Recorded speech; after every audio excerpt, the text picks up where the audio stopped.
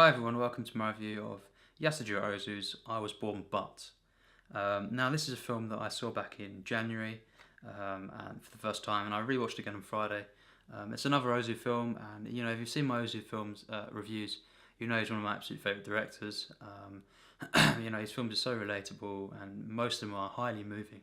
They really move me. For me, he could be the greatest Japanese director of all time. I think he's better than Kurosawa and stuff.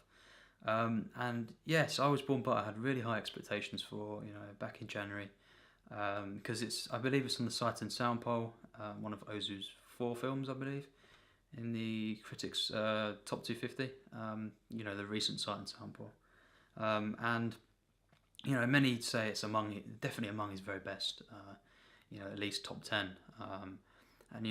I watched this before Good Morning because, of course, I like to do that if I can with remakes and reworkings. I like to watch the original. This is a silent film, and it was in 1932. And yes, really, I think it is Ozu's most both well-known and critically acclaimed silent, and it comes on this double pack BFI with Good Morning, which is, of course, the reworking. I do prefer Good Morning. I'll get that out of the way. I do prefer Good Morning. Both are very different, and both are absolutely stunning. This film blew me away. When it really lived up to the hype for me, and just a stunning film all round. But a very unique one as well. This is one of Ozu's purest comedies. His only actual comedies. Of course, it's got drama elements in there. Quite a bit. But this, Good Morning and stuff, were some of his actual, proper comedies that he made. He didn't make too much, actually. When you look at his career, it's hard to believe because most of his films have got such great humour in them, but they're not really predominantly comedies. But I Was Born But is a much darker version of that story, the Good Morning kind of thing. It's very different because, of course, Good Morning focused on a lot, the TV that they wanted to get. Of course, there was no TVs back then. It was 1931 or something that was getting made. Obviously, so there was no TVs back then, and this focuses more on actually the bullying that's involved, in childhood and stuff. There's also, aspects of actual, filmmaking in there. There's some projector scenes which I'll get to. But mainly, this is it follows these two kids, 2 brothers, like Good Morning, but very, very more focused on them. Where Good Morning was, it had a whole community of people, and it had, different side characters. It was an ensemble more. This is mainly just, the mother, the father, who's played wonderfully by Tatsuo Saitô. He plays Yoshi, and these 2 kids. I believe it was Tomio Aoki. He plays Keija. That was the younger brother, and then the older one was Hideo Sugawara. He played Ryoshi, I believe, and the mother as well, played by Mitsuko Yukikawa. Sorry, I think it was. Yes, but this family, this small family, and of course you've got a group of kids as well, but they're kind of used. To do the actual bullying itself and stuff. But yes, it's a study of childhood once again, innocence. Like Good Morning, of course. But it's a much darker film, as I say, a lot darker, and as well, it's a very, very. It's got this weirdness to it, actually, in a good way. It's got this a very unique Ozu film. There's something about some of the stuff that goes on. Very, very strange, and as I say, not a bad thing.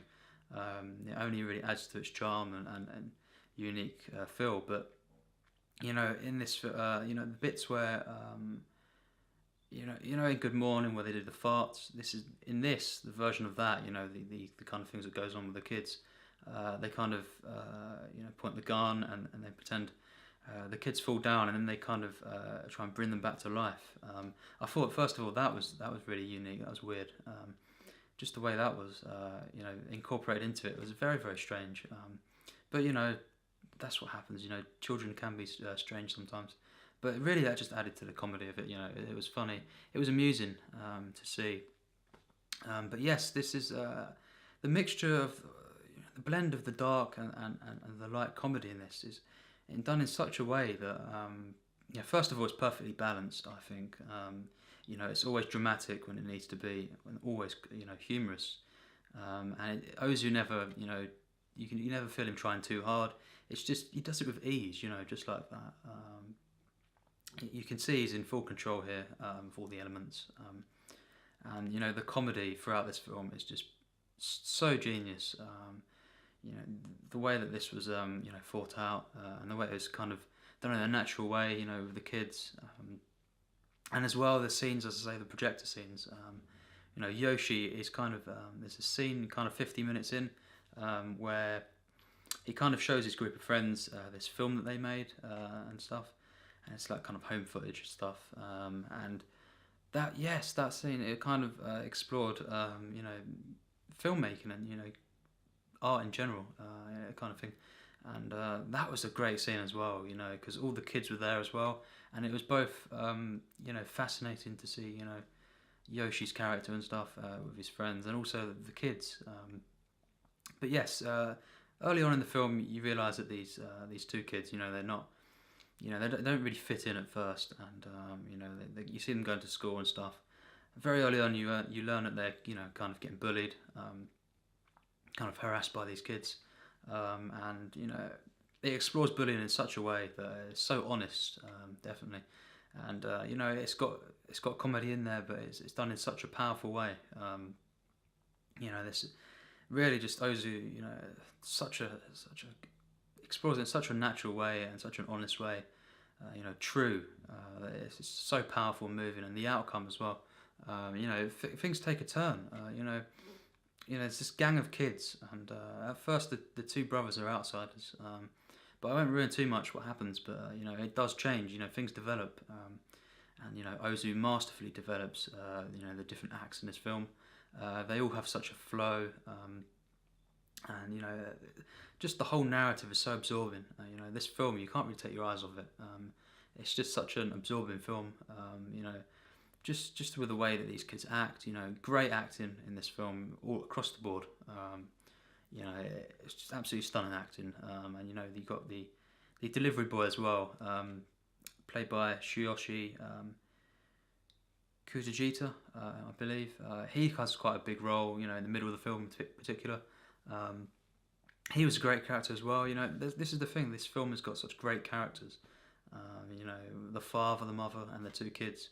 And of course, there's some things that are similar to Good Morning. With the way that they throw tantrums and stuff.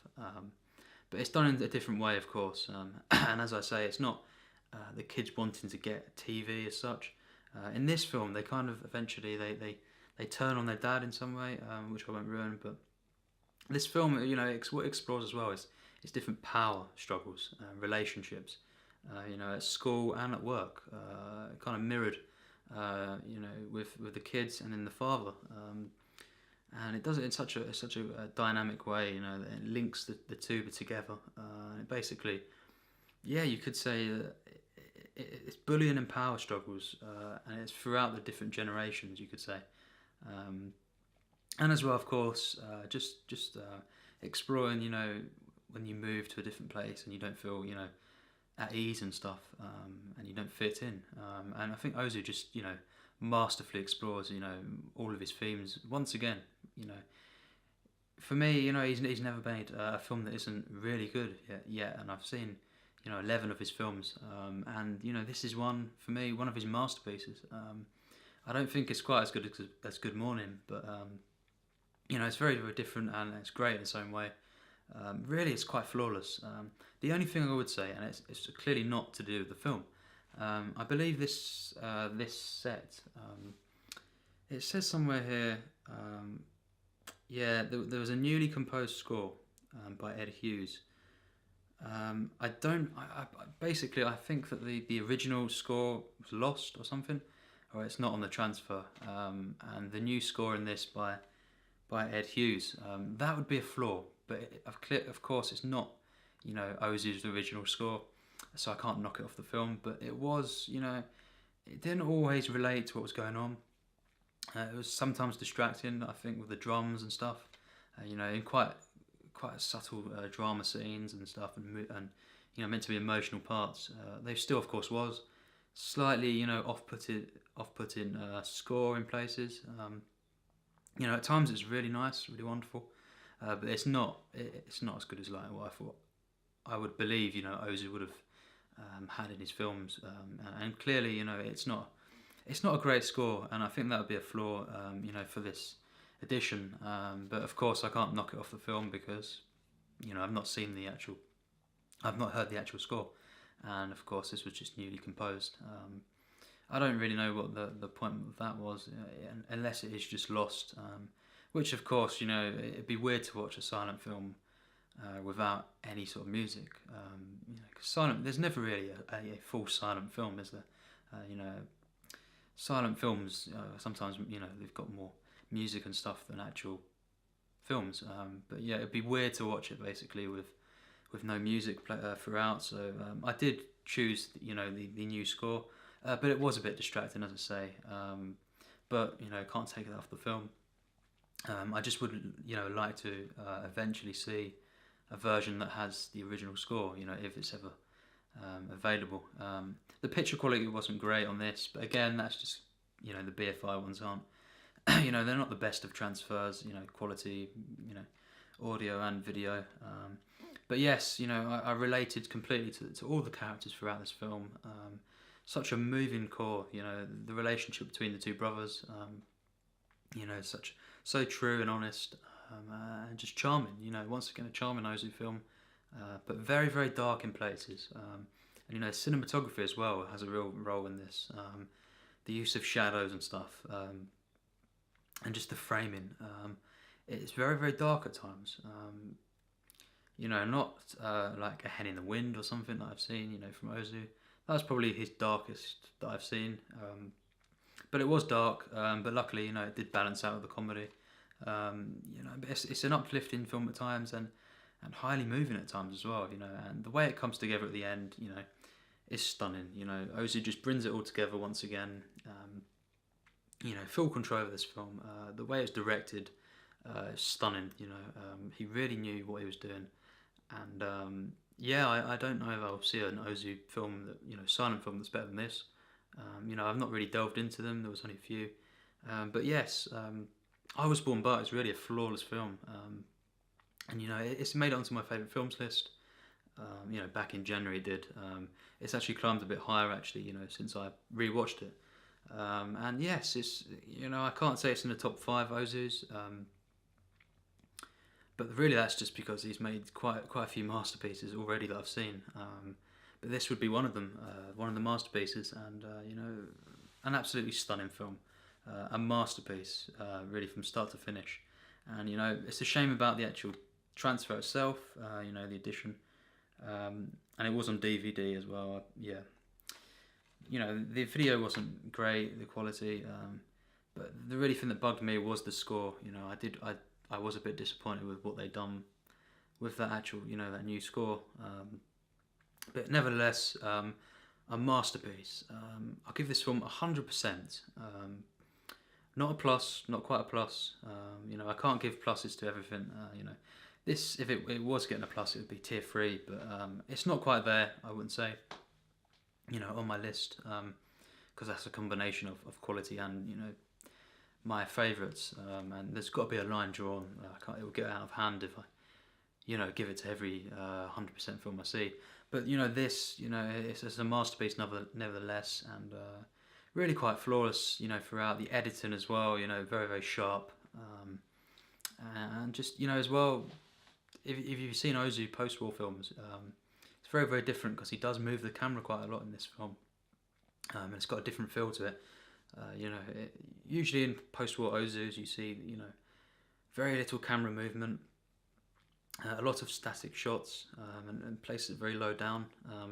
But in this film, there's a lot of tracking shots and stuff, and it gives it the energy that's required for this type of film. And of course, it's silent, so I wouldn't really see how a silent film would work, too well without the camera movements. of course, it's just a case of Ozu adapting his style over the years, and really for this type of film, it worked perfectly. It was edited to perfection, really, and the cinematography, as I say, the acting, the characters, just everything in this film.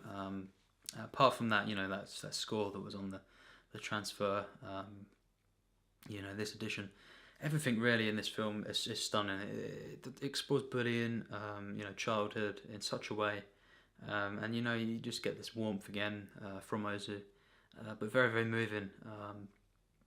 And yes, you could say that it's not one of the absolute best Ozu endings, because it was a bit, it didn't quite deliver a punch right at the end, but still, the final act was stunning. And yeah, it's another masterpiece from Ozu. If you haven't seen this, highly recommend it. I Was Born But, and it comes on this with Good Morning as well, on the Ozu collection. So thanks for watching my review of I Was Born But.